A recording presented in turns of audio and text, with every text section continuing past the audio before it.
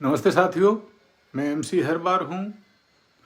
आज हम चर्चा करते हैं कि डॉक्टर अंबेडकर जी ने क्यों कहा था कि अपना इतिहास जानिए। यही सामाजिक चेतना और मुक्ति का मूल मंत्र है। डॉक्टर बाबा साहेब भीमराव अंबेडकर के विचारों का केंद्रीय सूत्र था इतिहास बोध करना। उनके लिए इतिहास केवल अतीत की घटनाओं का संकलन नहीं था, बल्कि समाज को आत्मसम्मान, चेतना और भविष्य की दिशा देने वाला बौद्धिक औजार था। वे स्पष्ट रूप से मानते थे कि जो समाज अपना इतिहास नहीं जानता, वह ना तो अपने वर्तमान को सही ढंग से समझ सकता है और ना ही अपने भविष्य का निर्माण कर सकता है।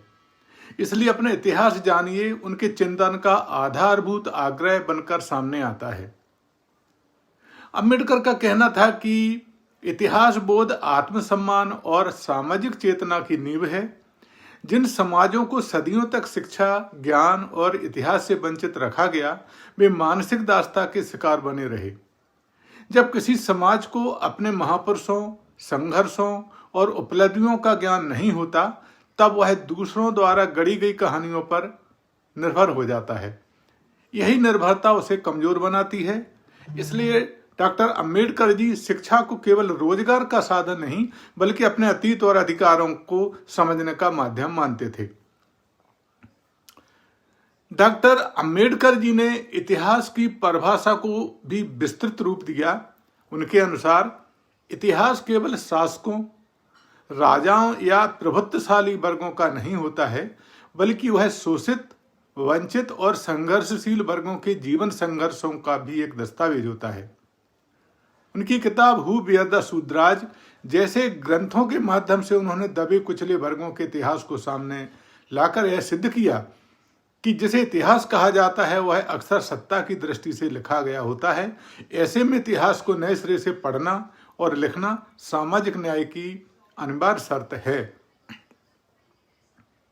अंबेडकर जी यह भी चेताते हैं कि अज्ञान सबसे बड़ा शत्रु है और इतिहास से विमुखता अज्ञान को जन्म देती है।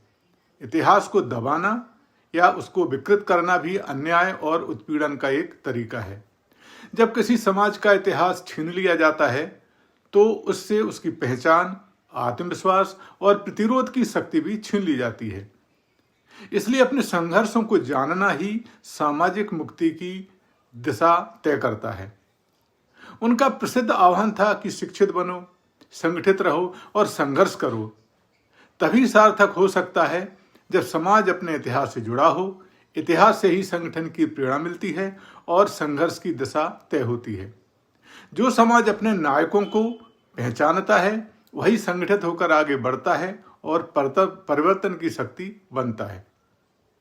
इसलिए हमारी सभी लोगों की यह जिम्मेदारी बनती है कि हम अपने पूर्वजों की लोक कला, संस्कृति और परंपराओं को पढ़ें, उसको समझें और उनका मूल्यांकन भी करें। महापुरुषों की सीख और उनके बलिदानों के इतिहास को आत्मसात भी करें, उन्हें अपने व्यवहार में उतारें और फिर समाज के व्यापक वर्ग तक उसको फैलाएं भी। यह केवल स्मरण का काम नहीं है, बल्कि सामाजिक पुनर्निर्माण की प्रक्रिया भी है, जिसमें ज्ञान, आचरण और प्रसार तीनों का संतुलन आवश्यक है, बहुत ही जरूरी है। तो आज के समय में जब इतिहास को लेकर भ्रम है, विकृति और चयनात्मक स्मृति का दौर चल रहा है, डॉक्टर अंबेडकर जी का यह संदेश और अधिक प्रासंगिक हो गया है कि दलित बहुजन समाज के लिए अपना इतिहास जानिए केवल एक बौद्धिक सलाह नहीं है, बल्कि सामाजिक अस्तित्व और भविष्य सुरक्षा का प्रश्न भी है। इतिहास बोध के बिना ना तो समानता की लड़ाई जीती जा सकती है और ना ही संविधान की आत्मा को जीवित रखा जा सकता है। इसलिए अंबेडकर जी का यह संदेश आज भी उतना ही ताकत से सभी को चेताता है कि अपने इतिहास को जानो, समझो और जियो और उससे अपनी मुक्ति का मार्ग प्रशस्त भी करो। तो साथियों, यह डॉक्टर अंबेडकर जी का अपने इतिहास के जानने के संबंध में कुछ विचार थे जो आपके सामने रखे गए हैं। जल्दी हम एक नई बाबा साहेब की विचारधारा को लेकर आपके सामने पुनः प्रस्तुत होंगे। तब तक के लिए धन्यवाद, नमस्कार।